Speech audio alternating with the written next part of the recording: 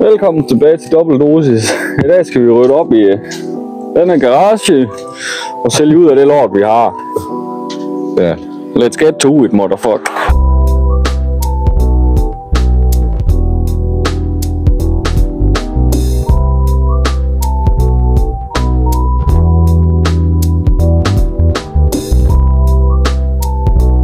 Kunst. Godt. Ja. Vi har også en masse kunst, hvis det kunne friste. Vi skal bare blive stående herinde et eller andet sted. Ja, jeg vil bare sætte dem derovre.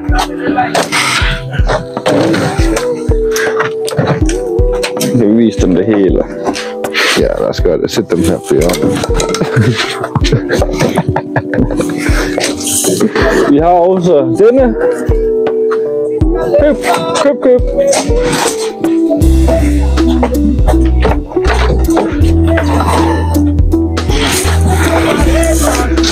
Vi har sådan en her. Og sådan en her. Hvis I vil støtte, følg os på Instagram. Coast to Coast Art hedder vi. Yes.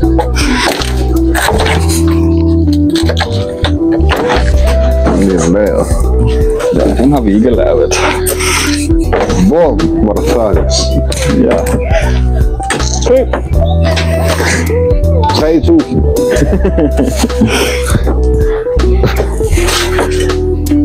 3.000. Minimum. Minimum, ja.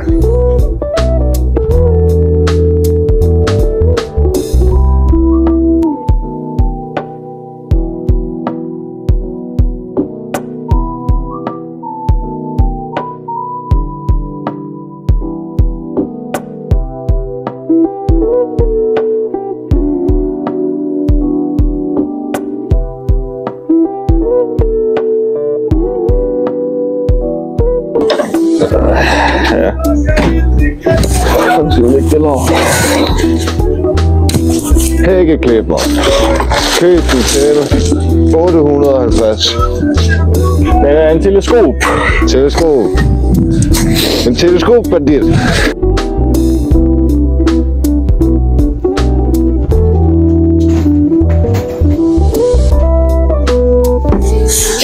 Og hvis I er i tvivl om, hvor fucking koldt der egentlig er.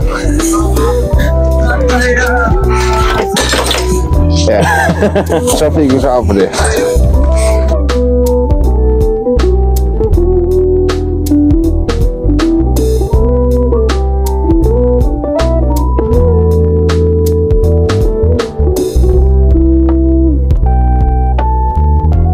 Nu kommer I lige med mig her. Så har vi sådan en Stanley værktøjskasse på hjul. Sygt god. Og her om bagved, når man skal fjerne den her, så kan man tage den her op og ned, så er den bedre at bruge, hvis du skal køre rundt med den på din arbejdsplads. En masse afstandsklodser, hvis du skal ud og lægge noget gulv. Ja, eller montere køkkener, eller afstand til hvad som helst. Også det. Noget træolie. Masser af træolie. En masse lort. En nedlagt slibemus. 20 kroner. Ja. Vi har en lasermåler. Ja. Så bliver det nemt at måle køkken af. Og noget klor weak tops, hvis det skulle være. Yes. Og så har vi noget andet. Har vi en sliber der også. En grov sliber. Og så er der en stiksav. Og en bowlerhat, eller hvad man kalder det. Det er rodhylden. Ja. Så har vi rundsav. Så har vi en... Den ved vi ikke helt om det selv, men det er en til bildæk. Nej, det er den her, der er der i. Det er rigtigt. Hvad fanden er det der? Det er en sømpistol. Det er en sømpistol, ja. Og der er fliser. Hvide fliser, der er beskidte, men hernede er de selvfølgelig flotte.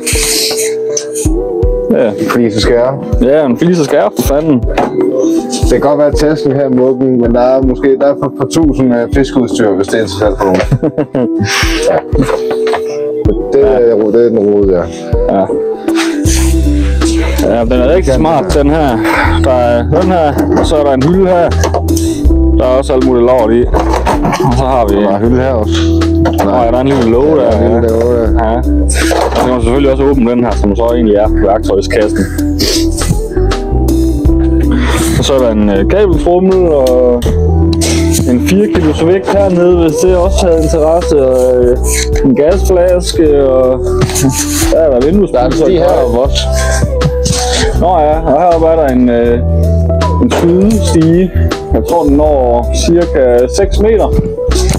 150. Så har vi en kantskærer.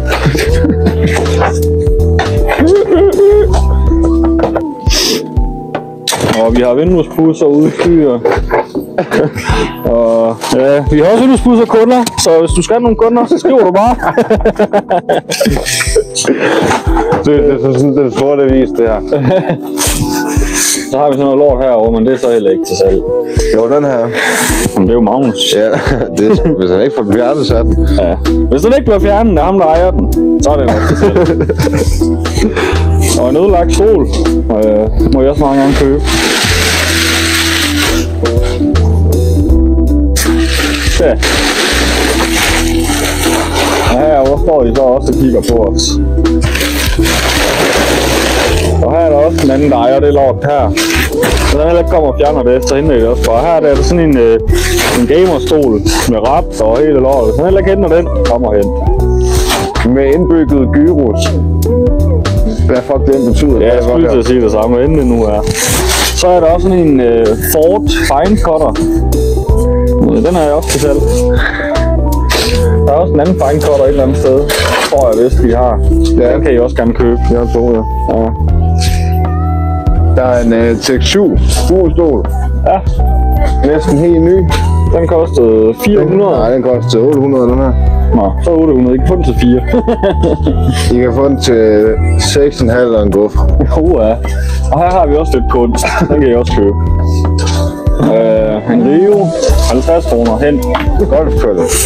Og ja, så har vi også vi har malerbord, eller malebord ting, noget til at sætte et malerbord på, eller whatever. Havle, fiskestang, fiskenet. Vi har højtaler, og hvis det heller ikke bliver hentet, så henter vi også bare det. Så er det jeres. Ja. Ja, en helvedes masse pis. Ja, så du faktisk rimelig hurtigt ryddet op. Jeg har en gammel kuren, der bor herovre, vi også gerne må hente, hvis det er. Ja. En Philips højtaler. Køreværn, 250. Ja. Og en masse grej hernede. Jeg er interesseret i, hvad fanden alt for noget grej vi har. Skriver I sgu bare, så er det jeres. En masse lort hernede i. Ja. Ja. Og bronzebord. Shit, et eller andet middelalderpis. Retro. 700. Hvis de byder 300, så er det også okay.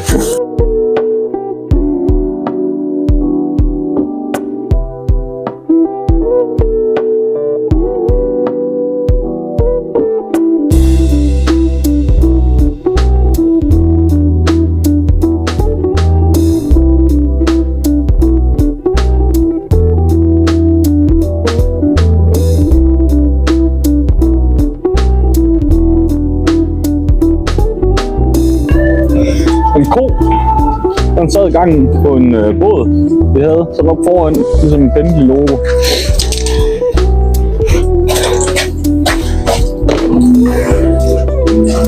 Kan I forstå det? Er det fattigt?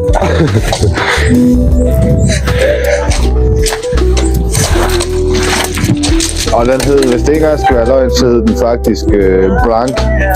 Blank, ja, det er rigtigt.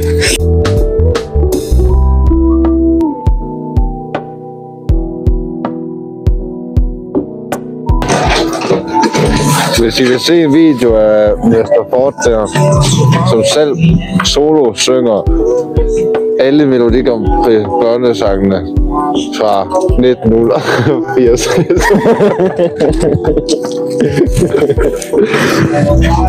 så skal der være 10.000 likes.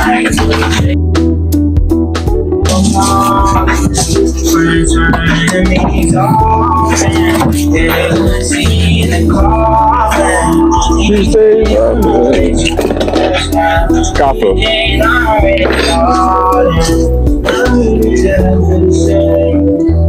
Hold da kæft, der kommer meget plads lige pludselig egentlig. Ja, jeg går og tænker, hvor fanden kommer det fra? Fordi vi har ikke taget noget ud. Det har vi nu, så kommer det hele ind igen. Min kasser. Yes. Not jeres kasser. Jeg er faktisk overrasket over, hvor meget plads der blev.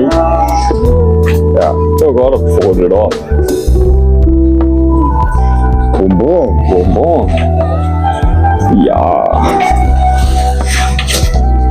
God arbejde kan betale sig. Take notes, motherfuckers.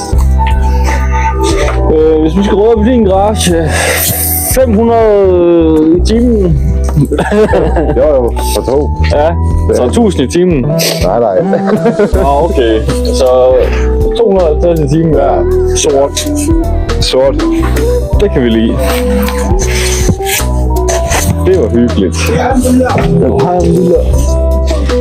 Alhamdulillah. Skal vi lige forkæle den lidt? Skal jeg lige få den der isblok op, så vi lige smadrer den? Ja. Ja. Prøv lige.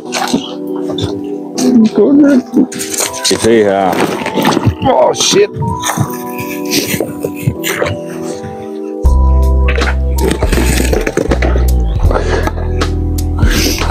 God damn. For all the boys. All the boys in the hood. Direkte fra Istegade, mand.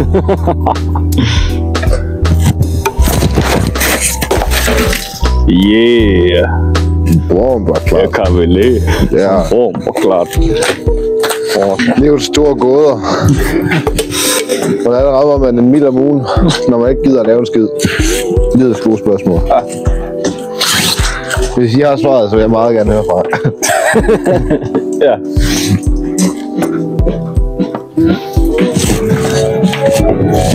Er det den gamle grå krav, der kommer? Sagde du? Den gamle grå krav, der kommer? Ja.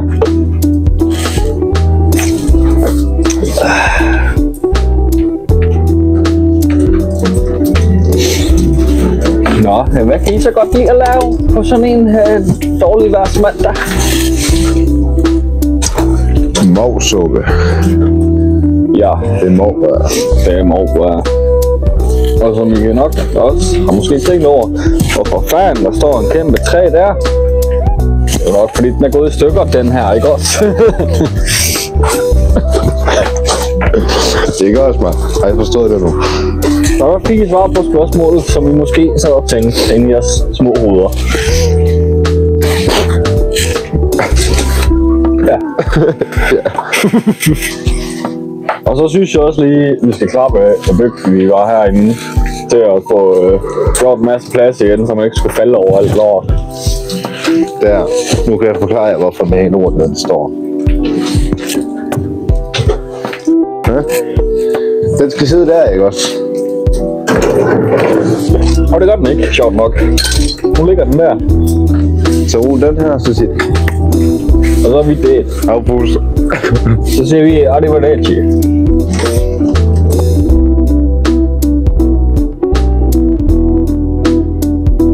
Chicka bang bang. Skid.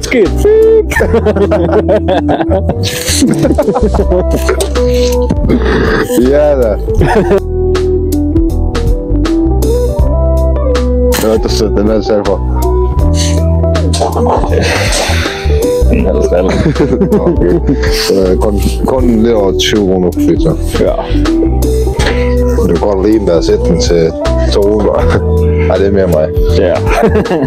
350. 4.000. Lettere brugt. Ja. Men ikke af mig. Jeg har ikke brugt. Det er heller ikke. Den står der We bare. don't know how to use it. Vi har heller aldrig nogensinde brugt fliseskærmen. Den købte vi også bare for sjov. Ja. Ja. Ja. Ja. Live. Den kom han også fra med lige pludselig. Ja, så nu skal vi specielt lige cykle her. Det er ikke fordi jeg har stjælet dem. Man har ikke haft lagt den op. Nej. Jeg tror, det er et halvt år siden, jeg købte de cykler, der er for at sælge dem videre. Det er ikke sket en skid.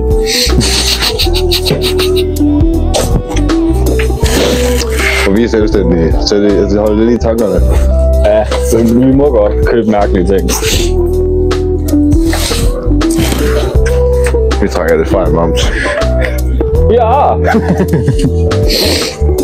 Jeg får spindelse og alt muligt lort på mig, man. For sådan, mor vi.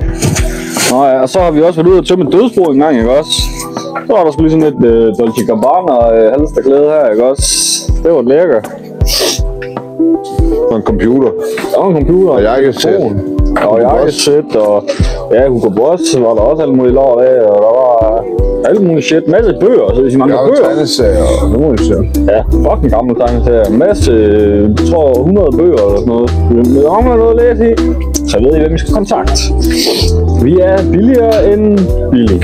Mistænker I snart skal have tømt et dødsbo, så ring nu. Så er vi her. Lige på forhånd. Ja. Bare gå ind og kontakt MHF Multiservice. Så kommer vi. Yes. Yes. Ja.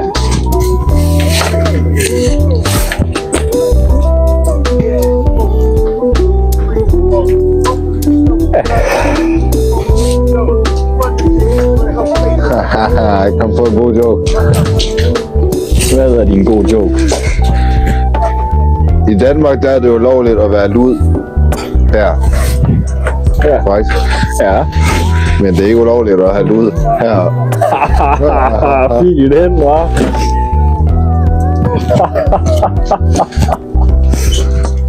Det var den første utrolig dårlige far-joke af 2025. Ja. Der er en, der ikke er far. Jeg tror ikke, at far, men har en eller anden tabu af. Ja. Kan I fatte det, hva'?